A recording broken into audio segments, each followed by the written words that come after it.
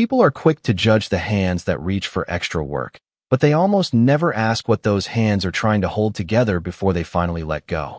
Every morning before the first rays of sunlight reached the skyline of downtown Chicago, Naomi Brooks stepped quietly through the employee entrance of the Romano estate, carrying a small canvas bag and wearing the same neatly pressed navy housekeeping uniform she had carefully ironed the night before. She never arrived late. She never complained. She never wasted a minute.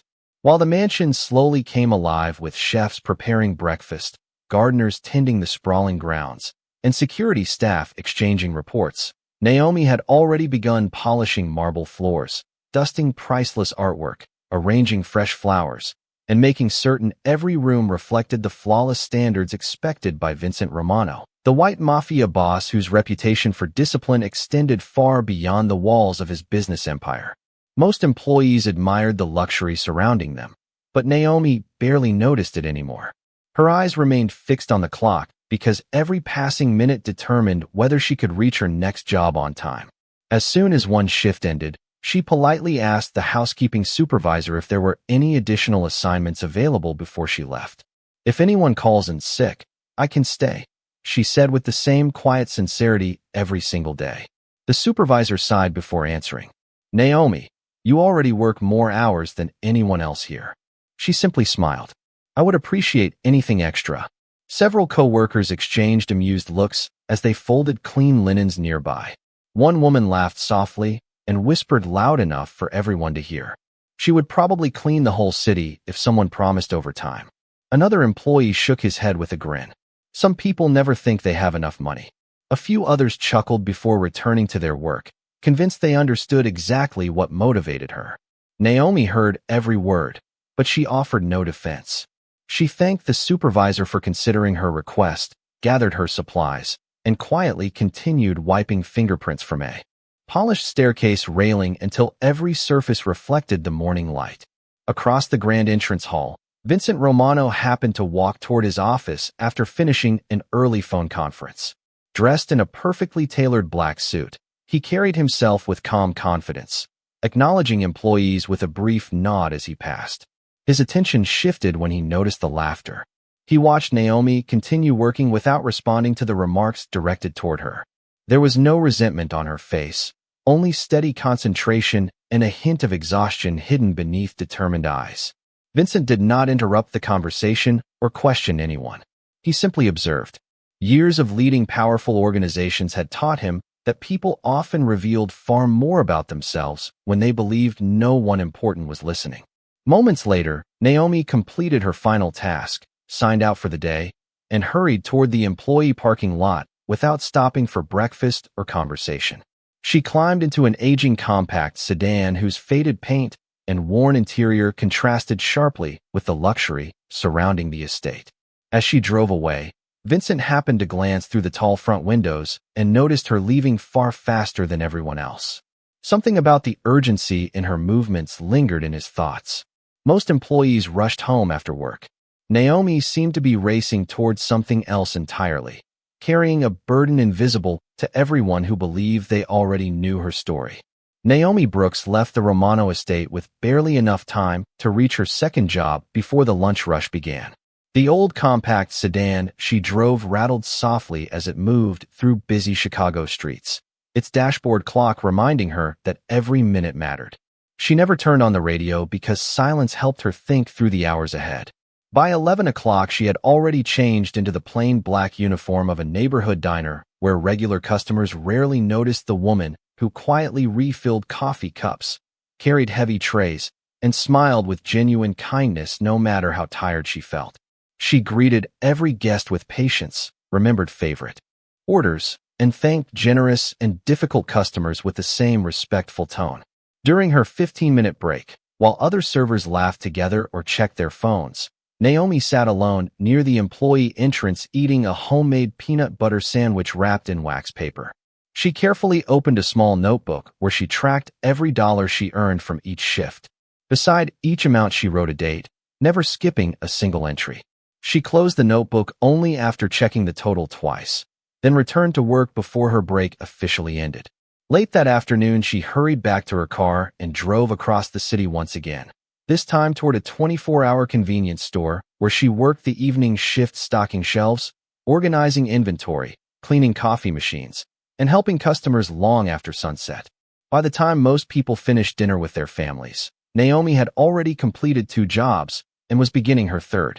The fluorescent lights inside the store highlighted the exhaustion beneath her eyes, but they never changed the warmth of her smile whenever someone needed assistance finding an item or carrying groceries to a vehicle. Her manager once suggested reducing her hours because she looked tired. Naomi thanked him sincerely before asking if there were any additional weekend shifts available instead. "You already work harder than anyone here," he said with genuine concern. Naomi simply answered, "I can rest later." Those 4 words became the quiet rhythm of her life. Long after midnight, she locked the front door with the manager, climbed back into her aging sedan, and drove through nearly empty streets toward her small apartment. Most of the city slept while she sat at her tiny kitchen table beneath a single overhead light. She removed 3 neatly folded pay envelopes from her bag, counted every bill with careful attention, and separated the money into labeled envelopes without spending a single dollar on herself. One envelope was marked rent. Another was marked groceries. The largest envelope remained completely blank except for a carefully folded stack of cash inside.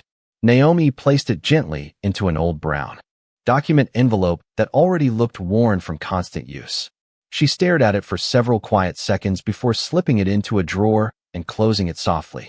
Only then did she allow herself to remove her shoes and massage her aching feet. Her alarm clock already showed less than 4 hours before she would need to wake again. Yet before going to bed, she opened the same English vocabulary notebook she carried everywhere, practiced reading aloud for 20 minutes, corrected several handwritten notes, and whispered unfamiliar words until she pronounced each one more clearly than the night before.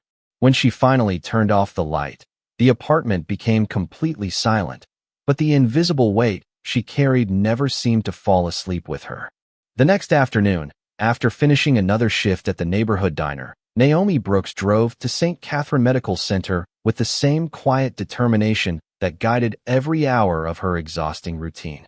The familiar parking garage, the long hallway lined with framed photographs, and the gentle scent of disinfectant had become as much a part of her daily life as the Romano estate or the convenience store. Nurses greeted her with warm smiles because they had watched her arrive almost every day for months without missing a single visit.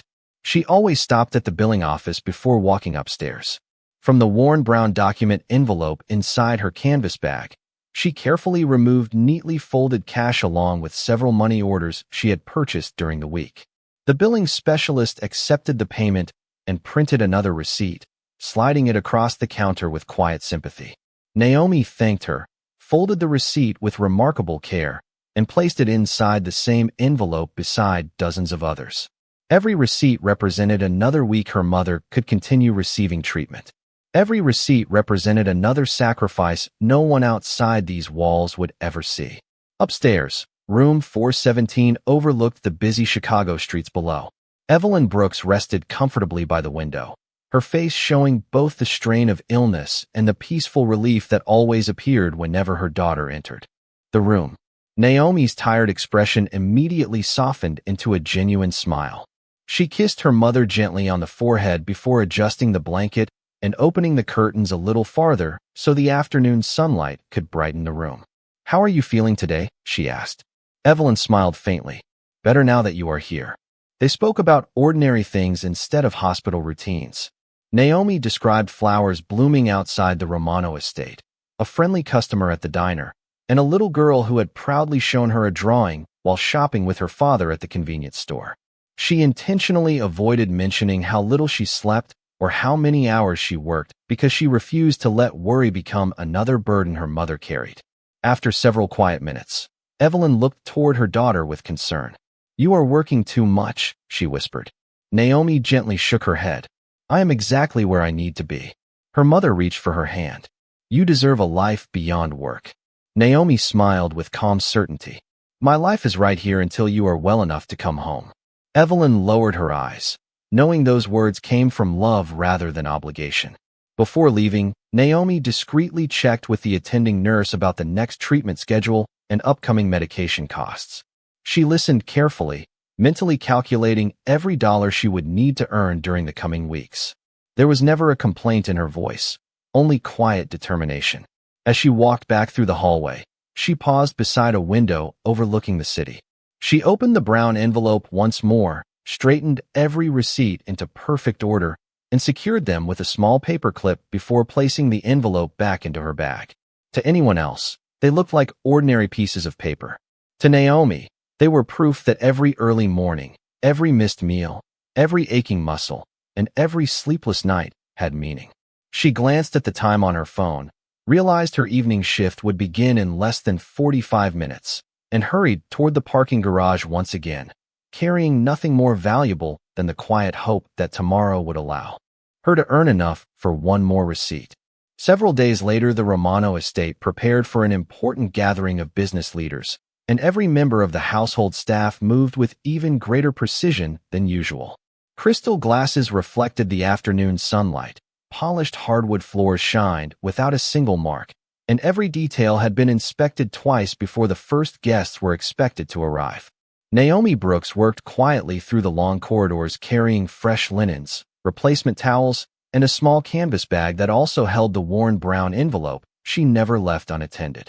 She planned to stop by St. Catherine Medical Center immediately after finishing her shift before heading to her evening job, and the newest payment receipt rested safely inside alongside every previous one. Her schedule had become so exact that even a delay of 5 minutes could affect the rest of her day. While changing flowers inside the executive office, Naomi received a call from the hospital. The nurse explained that one of Evelyn Brooks's prescriptions had been adjusted and asked Naomi to stop by the pharmacy before visiting that evening. Naomi thanked her politely, slipped her phone back into her apron pocket, and hurried to finish the final arrangements before the meeting began. At that very moment, another employee called from the hallway asking for assistance with a delivery that had just arrived through the service entrance. Without hesitation, Naomi placed her canvas bag beside a leather chair, intending to return within seconds. She moved quickly into the hallway, helping carry several heavy boxes toward the kitchen while the staff continued preparing for the evening. Minutes later, Vincent Romano entered his office after concluding a meeting with his legal advisors. He removed his suit jacket, placed several folders on his desk, and immediately noticed the unfamiliar canvas bag resting beside the chair. Assuming one of the employees had accidentally forgotten it during preparations, he picked it up, intending to hand it to the housekeeping supervisor before guests arrived. As he lifted the bag, the zipper, already left partially open in Naomi's rush, slid farther apart. The worn brown document envelope slipped free, struck the polished hardwood floor, and burst open. Dozens of neatly organized receipts spread across the office like scattered leaves. Vincent instinctively bent down to gather them before anyone stepped inside. His eyes paused on the first page only long enough to read the heading from St. Catherine Medical Center. Then another receipt. Then another. Every document listed hospital services, prescription payments, laboratory fees, and treatment appointments. The name printed beneath each payment remained exactly the same. Naomi Brooks. The dates stretched back month after month with remarkable consistency. None of the receipts showed missed payments. None reflected luxury purchases or personal expenses. They documented only medical care, careful installments, and sacrifices measured one receipt at a time. Vincent remained perfectly still, holding several pages in his hands as the quiet office suddenly felt different. He had expected forgotten paperwork. Instead, he found evidence of a life no one had bothered to imagine. There were no dramatic explanations, no handwritten pleas, and no requests for sympathy. Only precise records preserved with extraordinary care by someone who clearly believed every receipt mattered. A gentle knock sounded at the office door. Naomi stepped inside, immediately noticing the papers spread across the floor.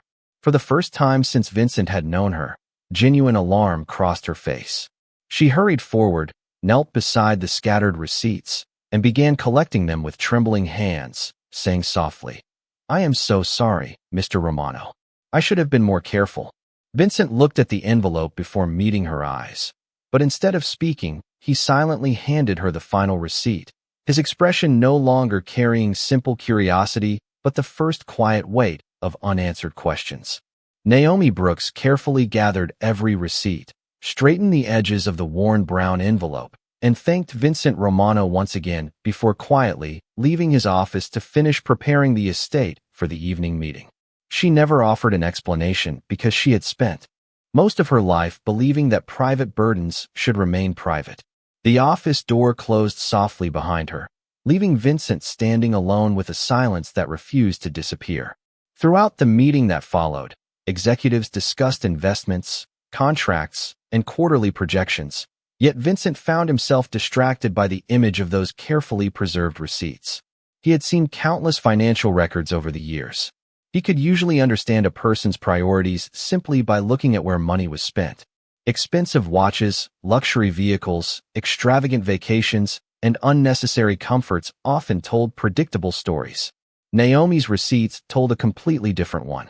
They documented sacrifice instead of comfort, discipline instead of indulgence, and consistency instead of desperation.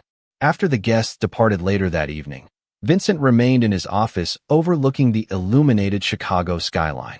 Instead of going home, he quietly called the director of human resources. "Bring me Naomi Brooks's employment file," he said calmly. A few minutes later, the file rested on his desk. He expected to find disciplinary notes, requests for financial assistance, or records of payroll advances. There were none. Her evaluations described her as dependable, respectful, punctual, and willing to accept every additional assignment offered. Her attendance record was nearly perfect. She had never requested personal leave except for brief medical appointments that had been approved months earlier.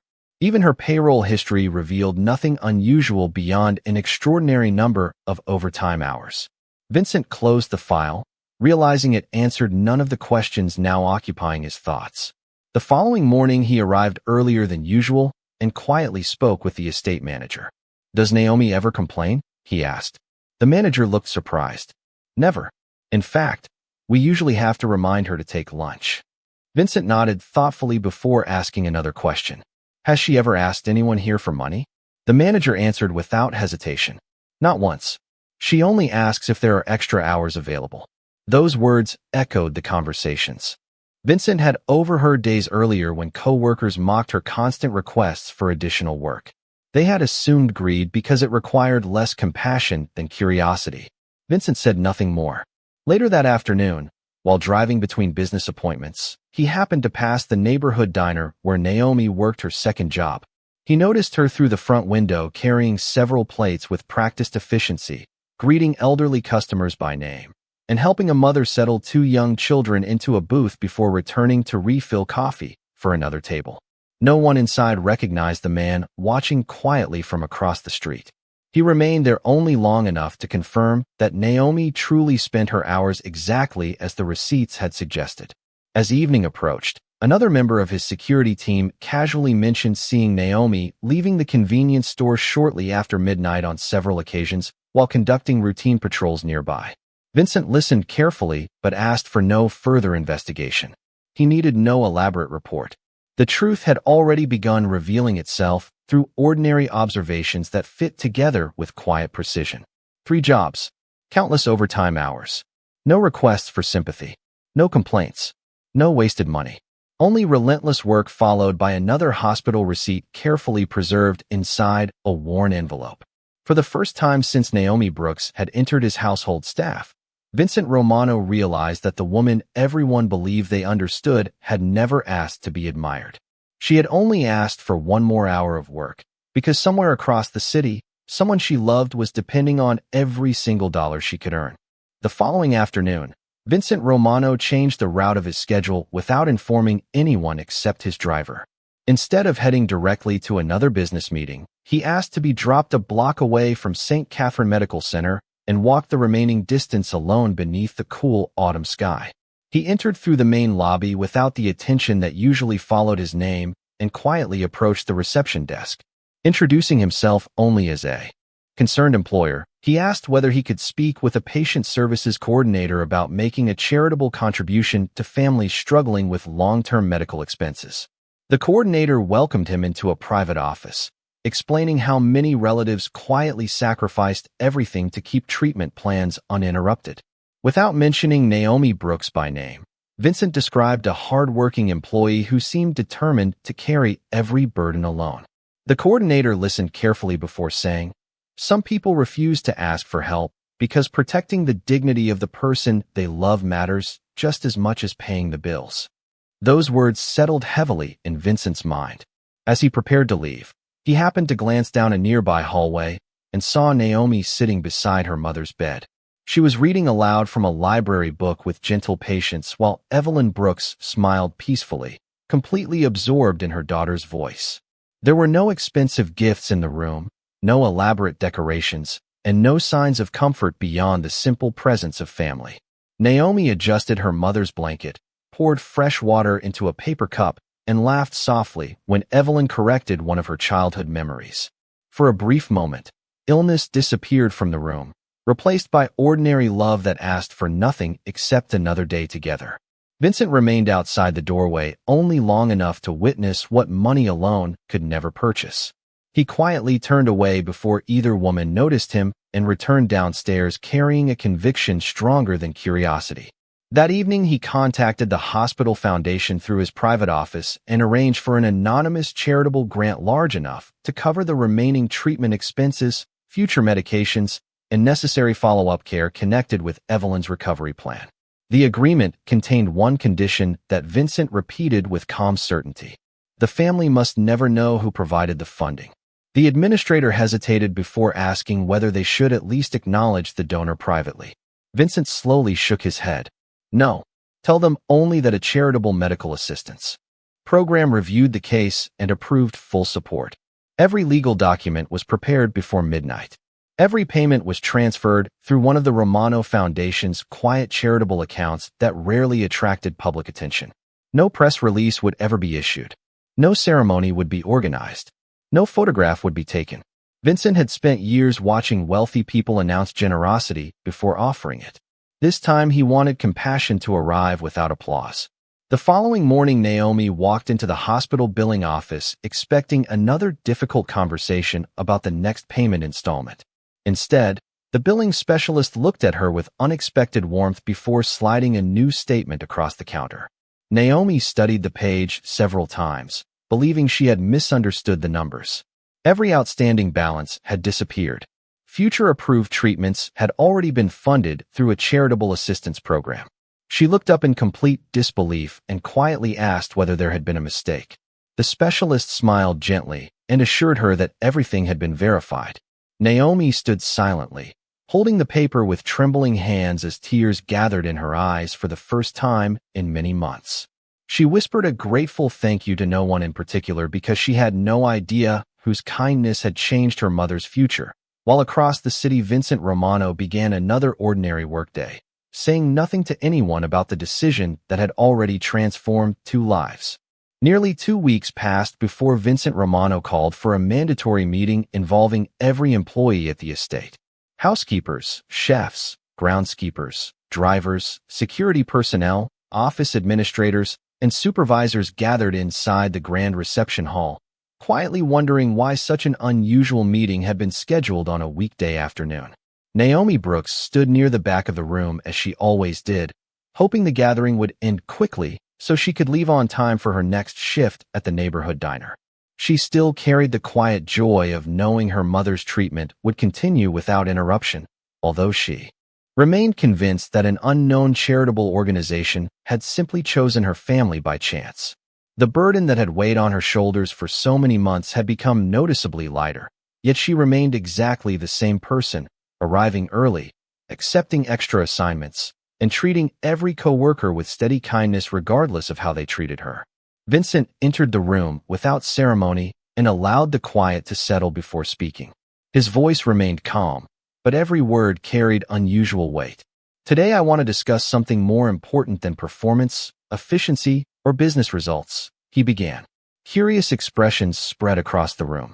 Several employees exchanged puzzled glances. Vincent slowly looked around the hall before continuing. "There is someone in this estate who has been judged many times without anyone taking the time to understand the truth." An uncomfortable silence immediately replaced the earlier whispers. Vincent continued without raising his voice. "This person worked longer hours than anyone else. asked for every available shift, never complained, never requested special treatment. Many assumed the reason was greed. A few employees lowered their eyes as memories of careless jokes returned to them. Vincent paused briefly before speaking again. The truth was very different. Every extra hour paid for medical treatment that allowed a loved one to continue fighting illness. Every dollar represented another chance for a mother to receive care. While others laughed about someone chasing overtime, that employee was quietly protecting the life of the person who had once protected theirs. The room became completely still. No one interrupted. No one attempted to explain away past remarks. Vincent did not mention Naomi's name, but one by one the employees realized exactly whose story they were hearing. The same woman they had teased for always requesting additional work now stood quietly among them, her eyes lowered in quiet embarrassment rather than pride. She had never intended for anyone to know. One of the housekeepers who had laughed the loudest weeks earlier slowly covered her mouth with trembling fingers as tears filled her eyes. Another employee stared silently at the floor, unable to meet Naomi's gaze. Vincent looked toward the staff with quiet disappointment rather than anger. Respect should never depend on how much of another person's story you have seen, he said. Most people carry burdens they never speak about because dignity often chooses silence over explanation. He then turned toward Naomi for the first time since the meeting began. Miss Brooks, thank you for reminding this household what quiet strength truly looks like. Naomi felt every eye in the room resting upon her, and for a brief moment, she wished she could disappear. Instead, she simply nodded with humility, unable to find words that matched the emotion filling her heart. She did not know how Vincent had learned the truth, nor did she ask. The employees who had once laughed approached her one after another as the meeting ended, offering sincere apologies without excuses. Naomi accepted every apology with the same gentle grace she had shown long before any of them understood her sacrifices. As the room slowly emptied, the atmosphere inside the grand reception hall had completely changed.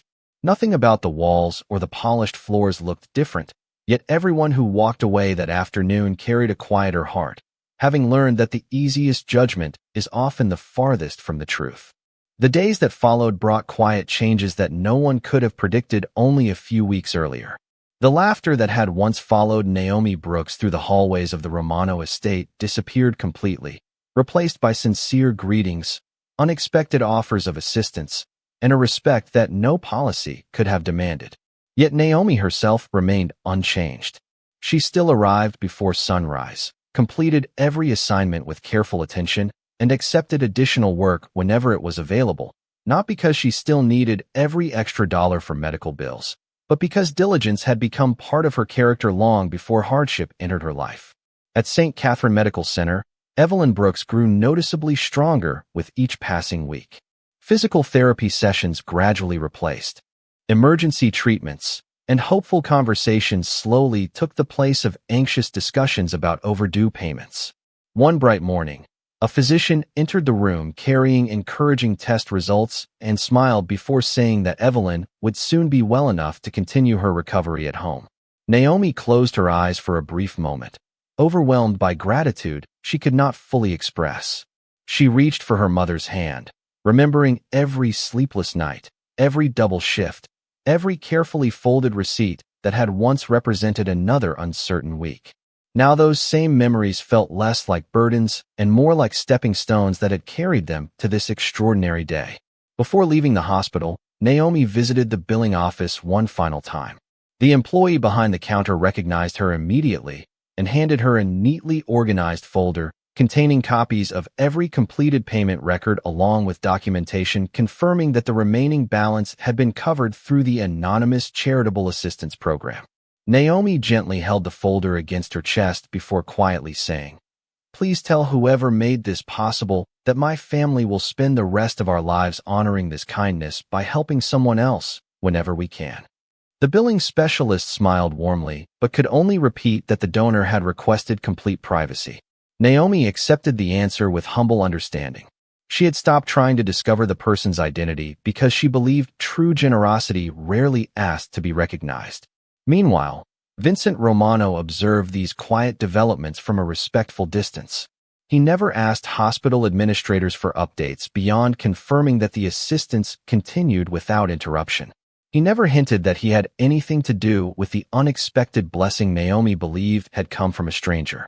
Instead, he began reviewing the structure of his family's charitable foundation with new purpose. During one meeting with senior advisors, he explained that future programs should focus on hardworking families facing overwhelming medical expenses rather than limiting assistance to public fundraising campaigns. He had learned that the people most in need were often the least likely to ask for help. A few days later, Vincent asked Naomi to join him briefly in his office. She entered with the same quiet professionalism she always carried, expecting another housekeeping assignment. Instead, Vincent placed a simple folder on the desk between them. Inside was an offer for a newly created position coordinating community outreach and employee volunteer programs within the Romano Foundation, while continuing to oversee hospitality standards at the estate during a gradual transition period. This opportunity is based on your integrity, your discipline, and the way you treat people, Vincent said calmly. Those qualities cannot be taught, and they deserve greater responsibility. Naomi looked at the documents in disbelief before quietly asking whether he was certain she possessed the necessary experience. Vincent answered with a gentle smile that revealed far more respect than authority. Experience can be gained. Character already belongs to you. Naomi accepted the opportunity with grateful humility, never realizing that the same man now entrusting her with a brighter future had also quietly lifted the heaviest burden she had carried for so very long.